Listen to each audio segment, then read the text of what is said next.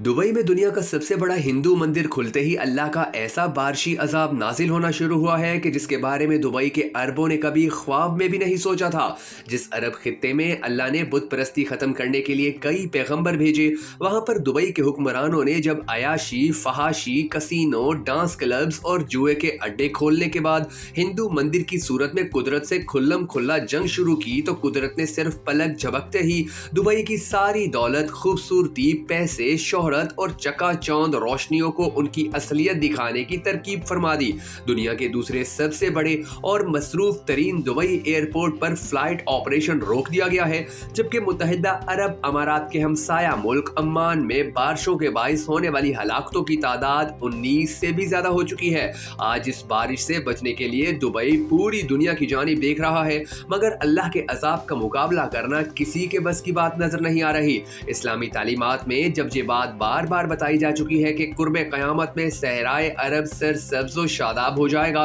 वहां पर बारिशें और सैलाबी रेले आएंगे, और इस हवाले से वक्त के साथ साथ खुली निशानियां भी आना शुरू हो चुकी, तो बजाय इसके कि अरब हुक्मरान अल्लाह के अजाब से डरने की तरकीब करते, दुबई के अयाश हुक्मरान मजीद बेहयाई में डूबकर ख्वाब गफलत से नहीं जागे। इन्हीं हालात के तनाजुर में अब इन अरबों को उन मसाइल का सामना करना पड़ रहा है कि जो इनकी तमाम दौलत और पैसे से भी हल नहीं किए जा सकते। दुबई और दीगर अरब रियासतों का अब आने वाला वक्त कैसा होगा, और इस तूफानी बारिश और सैलाबी सूरत हाल के बाद इन अरबों को मजीद किस किस्म के हालात का सामना होगा। आइए इन चीजों पर एक नजर डालने के साथ साथ जियो इंजीनियरिंग के बारे में भी बात करते हैं कि जिसके जरिए दुबई और दूसरी अरब रियासतों में मसनूई बारिशें बरसाने की मुसलसल कोशिशें की जा रही हैं। मगर उससे पहले हम सबको दुआ करनी है कि ए हमारे पाक परवरदिगार, दुनिया भर के तमाम मुसलमानों को ऐसी कुदरती आफात से बचाए रख के जैसी आफात अब दुबई और पाकिस्तान में देखने को मिल रही हैं। अगर आप भी उम्मत मुस्लिमा का दर्द अपने दिल में रखते हैं और इस सदका जारिया दुआ में शामिल होना चाहते हैं, तो वीडियो में आगे बढ़ने से पहले कमेंट सेक्शन में आमीन लिखकर इस वीडियो को सदका जारिया समझते हुए शेयर जरूर कर दीजिएगा।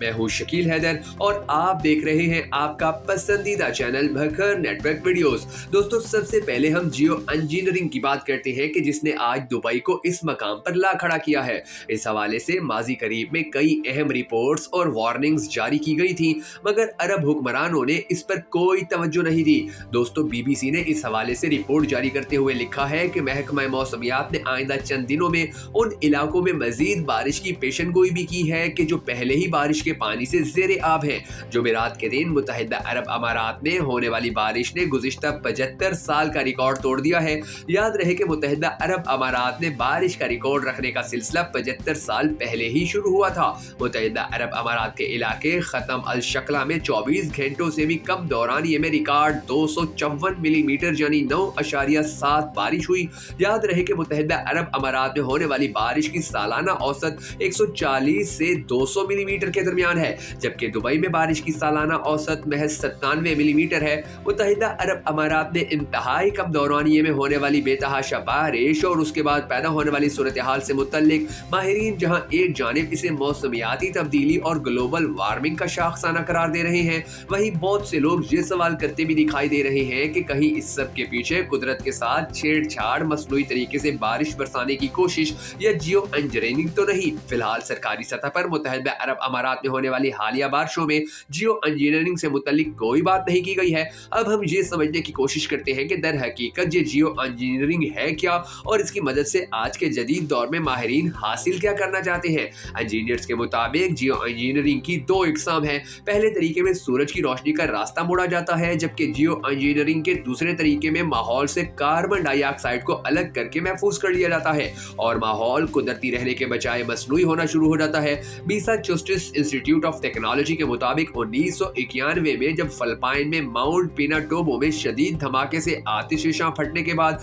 कई माह तक धुएं और राख के बादल उन इलाकों पर छाए रहे थे और फिजा में 20 मिलियन टन सल्फर डाइऑक्साइड फैल गई थी, उसकी वजह से कई साल तक यहाँ का दर्जा हरारत बढ़ नहीं पाया था। ये सब तो कुदरती तौर पर हुआ था, मगर उसके बाद साइंसदानों की तवज्जो इस जानिब हुई कि अगर आर्जी तौर पर एक खास बुलंदी पर 50 मेगा टन सल्फर का छिड़काव किया जाए तो इस तरह से तकरीबन 2 साल तक जमीन पर दर्जा हरारत में इजाफा नहीं होगा और ग्लोबल वार्मिंग की बदौलत होने वाली मौसमियाती तब्दीलियों को कुछ अरसे के लिए लगाम डाली जा सकेगी। उस वक्त ये बात आई गई हो गई और इस पर मुख्तलिफ सवाल उठाए गए, मगर उसके बाद 2006 में जियो इंजीनियरिंग की बात एक मरतबा फिर हुई और इस मरतबा इस पर बात की एक डिच माहिर मौसमियात और माहौलियाती कीमियादान पाल जोसेफ कर्जन ने। उनकी बात में वजन इस वजह से भी था कि उन्होंने जमीन के गिर्द मौजूद ओजोन लेयर में होने वाले सुराख के खतरात पर तहकीक के लिए अपना नोबल इनाम जीता था और सल्फर डाइऑक्साइड के असरात पर बात की थी। अरब अमारात में होने वाली बारिशों का मामला जियो इंजीनियरिंग से ज्यादा जहां क्लाइमेट मॉडिफिकेशन